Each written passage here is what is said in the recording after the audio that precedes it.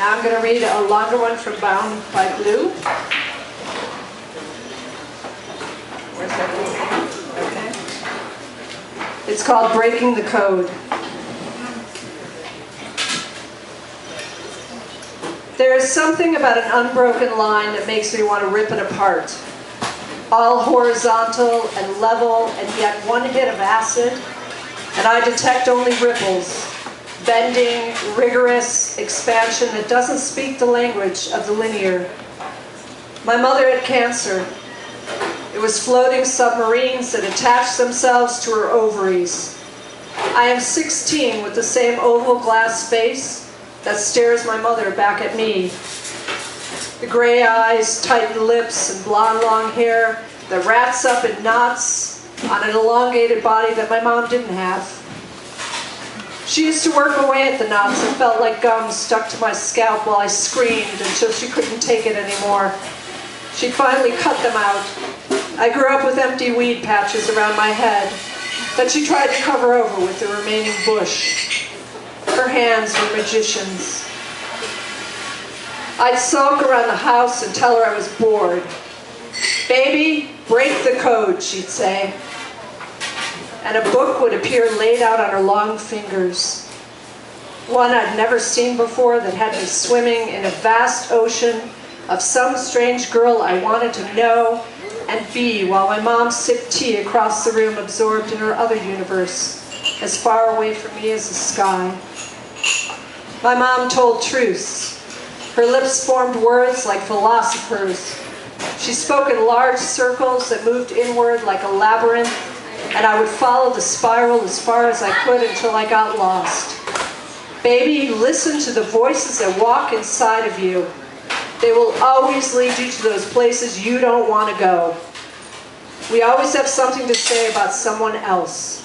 Sew that pattern up in someone else's house dress and move towards the sharks." "Who?" I'd ask her over and over. My mom didn't even know how to sew. And we lived near the water, but there were no sharks as far as I knew. So I took my own route. I told many a fish story just to deliver someone from the depths of their own cover-up. I learned to stretch things out and exaggerate. My friends would laugh and tell me I was full of shit. Lots of it, I'd say. Distortion is only a recliner to unburden myself from the sedentary flat horizon. My mother is dead, but is that the same as saying the edge of somewhere exists? I'm here and she's not. It's like one of those calls that doesn't connect and yet it does. I can't hear the person, but they're just listening to me say, "Hello, hello, are you there?" Over and over again. So I'm dressed in black on black on black. My younger sister wears gray. My dad decides to do what the neighbors do, have a funeral at a funeral home that is as full of hidden submarines as my mom's ovaries. My dad is a good man. "She's a special woman," he'd say about Mom. But the special was on his terms. I could see it in his face when he watched her lips move, but never heard what she said. His special meant crazy. I knew better. I knew the rest of us were, but never her. The funeral is a lit match in every moment. Someone flickers before me with something to say, and then extinguishes just at the moment I burn my finger. "I'm so sorry, your mother was an incredible person. Did you even know my mom?" Mrs. Thompson from across the street opened her mouth with a large O. She decided we were nuts as soon as we moved in, and so she brought over a peach pie. Sat with Mom for an hour or so. I am a woman who basks in the seething frenzy of swine that besieges me. "Are you ever constipated, Mrs. Thompson?" That was the last visit from Mrs. Thompson. The final closing out of any further drop-ins by neighbors came after I challenged the nuns and told them I was Jesus. I had no interest in his mother or his apostles. I figured I'd just moved to the top. My mom just nodded her head and said, "Keep on listening, baby. Keep on reading and keep on shaking it up." The principal called for weeks to get my mom in there for a meeting. When she didn't show up, I was thrown out of that school. You're so much like your mother. You look just like her. It's true. I looked like her. I tried to keep her interested in me.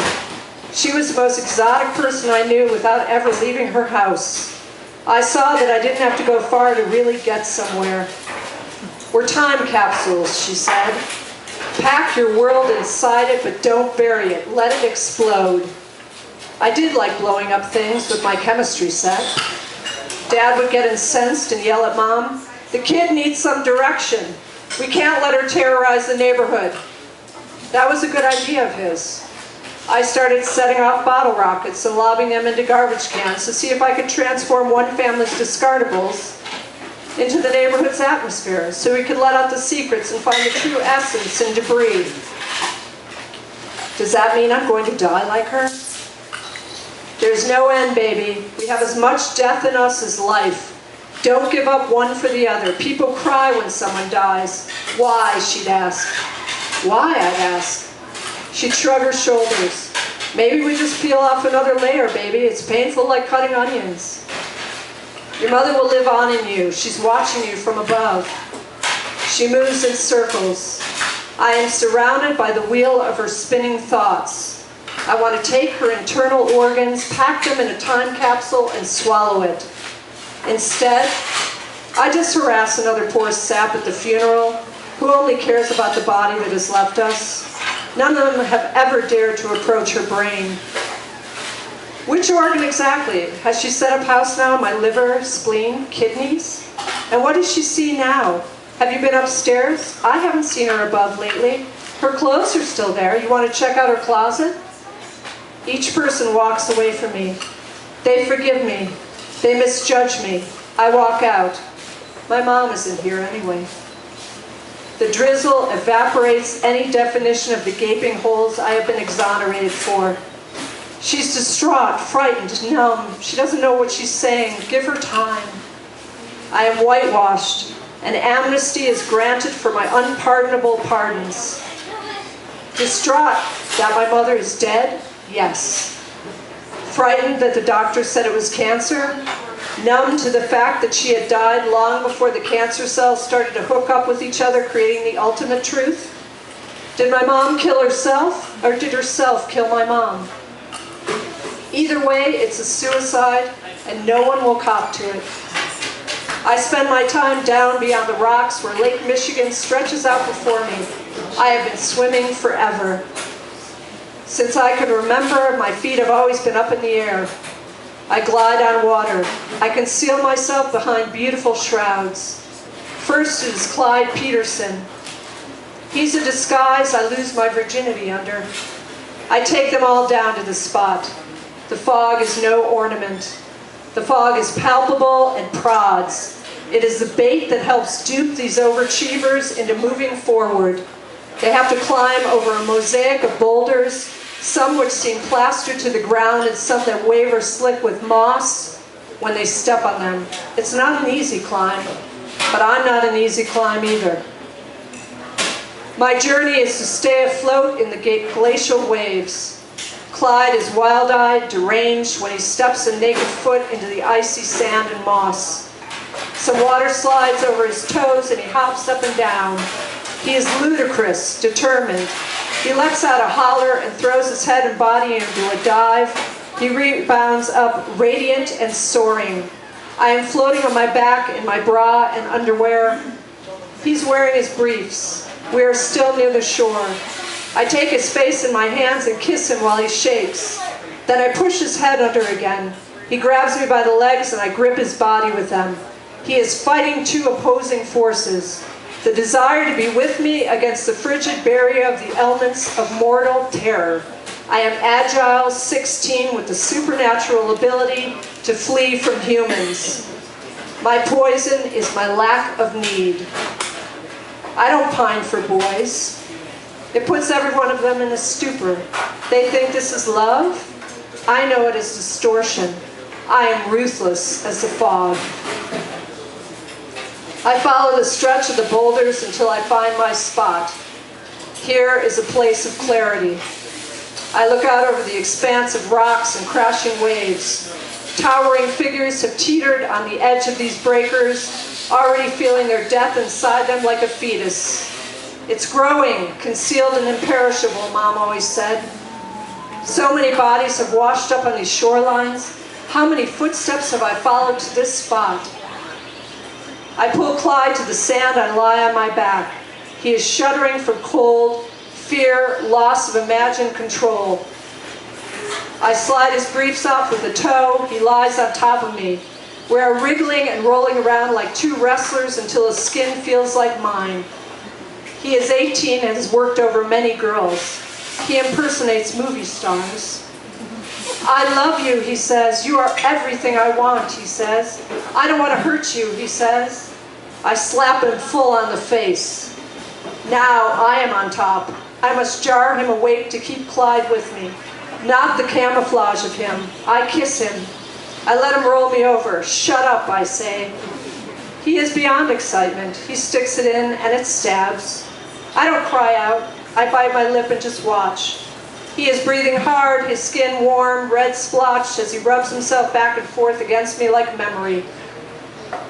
Standing here in my morning dress, shoes, and pantyhose of black, black, and black. Just last week, my mom was lying in a hospital bed, wearing the ridiculous faded hospital gown with little blue flowers on it while morphine dripped into her veins. I sat in that tiny room while nurses rushed in and out and watched my mom's lips move. She was holding conversations with a world that I was sure would make more sense than the one she was leaving me to disintegrate in. Mom, I'd whisper, tell me what you see. Did you break it? I'd ask. Sometimes she'd open her eyes and smile. It was like watching a wave before it swallowed me whole. Her arm was all veins and bruises from the blood the nurses took away in vials. I wondered where the water was. I could feel it pulsing when I touched her neck. Would it return to the endless sea that she lived in? She was vast and infinite, yet I could never reach that weightlessness of her vision that mastered depths I loved to drown in whenever she spoke. I cloak myself beneath the boys who make it down here. Clyde is first, then Winston, Parker, Joel. They are pompous and vain, and each one sees me as an obstacle to overcome. I hitch the boys to my noose and find the same cowardice concealed beneath each one. Clyde, Winston, Parker, and Joel, they are all afraid to die. I stay afloat. I glide through their anxiety and the space that separates their need to own me from my necessity to sacrifice them. I knock them off like the smooth skimming of perfect stones on water. Mom would tell me, Emily Dickinson bent language into a revolution of disturbance and a purgative for conventionality. She wore white the last few years of her life. Black was already gorged inside her. White outside molested the terror of annihilation that other people feared. Emily saw the transparency of death in life, nothing concealed. Only a navigation spiraling back in on itself. A lifetime of breaking the code. Whenever I asked Mother a question, she would look up from her book and say, break the code, baby, break the code and it will set you apart. You are your own teacher. So I stand here at what looks to be the edge of something. My mom saw it the moment her heart stopped. The moment I put my ear to her open mouth to feel the breeze of that last exhale, the last rumble from her lungs. I want to break the code. I read Emily Dickinson. I start to wear white. I let go of all the boys. I spend time alone. I don't talk for days. My dad and sister oblige me. They think I have gone off the brink because Mom has died. I am given leeway to find something, but what? I have brought 2 small slips of paper, each with a drop of acid. Why does it only take a drop or 2 of liquid to see what oceanographers have been searching the ocean floors for through millennia? Mom, I yell out to the waves, I know you're here. I wait for the line to connect like the long-distance call it is. I wait. I am in no hurry. There is only her and me. I slip the acid under my tongue, and stand on the boulders, looking out into the spread of endlessness. It is icy and blue and white-capped. Soon, there will be no distance between myself and her and it.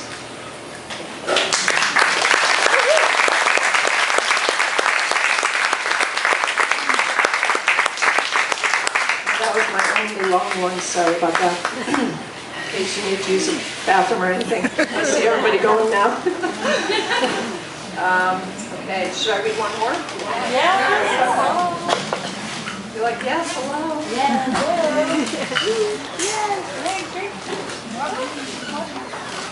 Okay, thank you, Diana. You could drink, I don't know. Say electricity. Electricity. Drink some electricity. Do I need some electricity? Possibly electricity. That might be okay. Okay. I'm going to read Urail Pass from Her Skin as a Costume. It is April, the gray smudge of twilight, the mutiny of slapping rain plunges us toward that circling drain of darkness. I stare through the slimy glass, grease with the murky breath of millennia, listen to the rhythmic chug and screech of the train. We are heading out of Amsterdam on our way to Paris. Mia and I have been traveling for 2 months, traversing the vibration of European maps with the certainty of closed eyes and an index finger to direct us to our next destination. We never followed a linear path. Here we go with the linear again.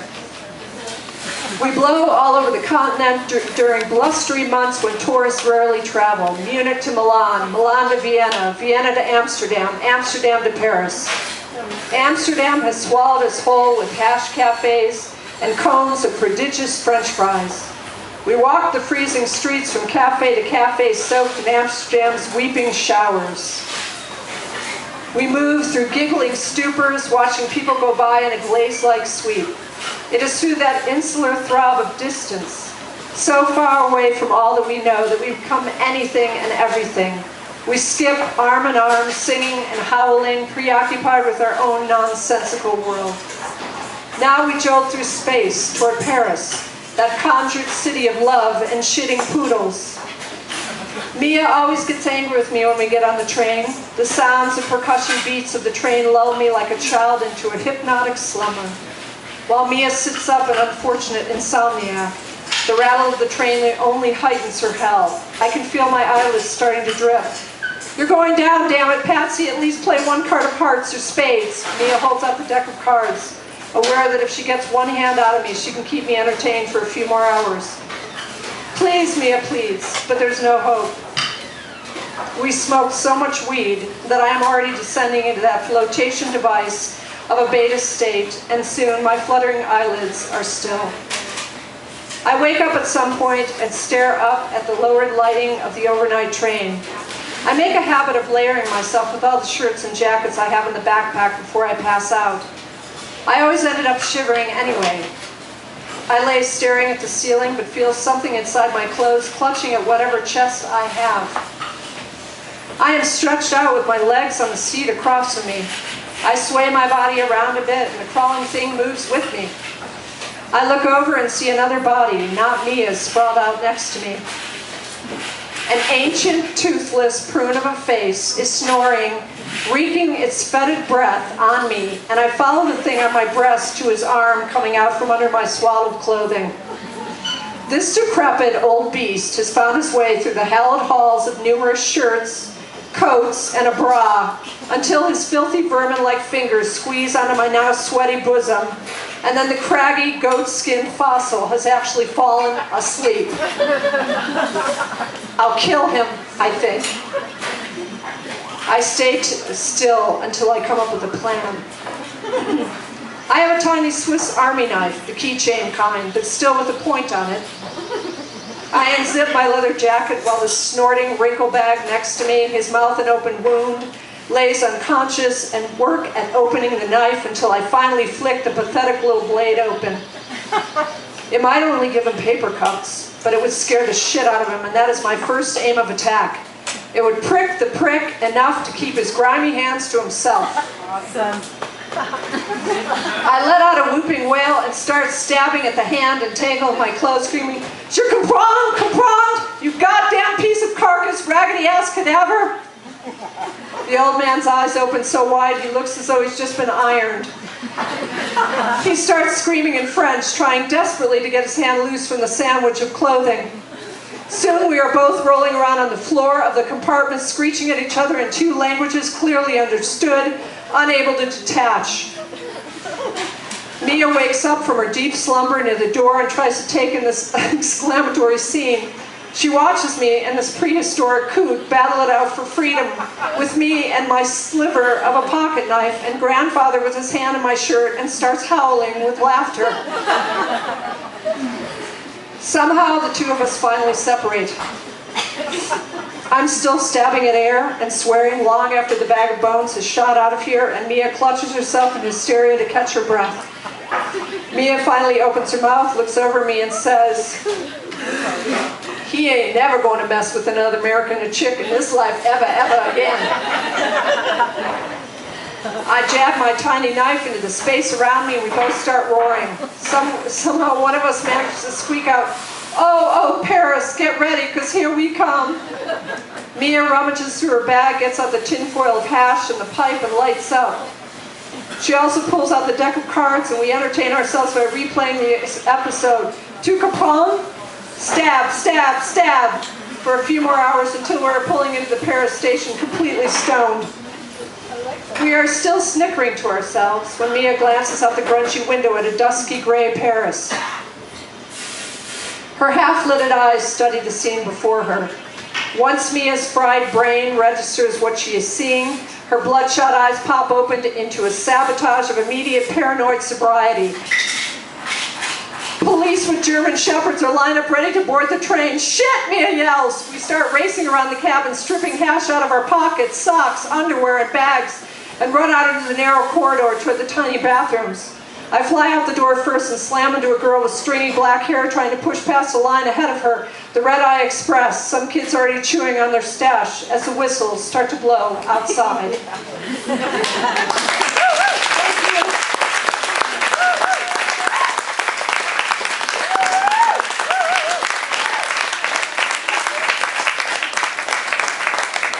Thank you so much. Is that good for reading or No more. one more?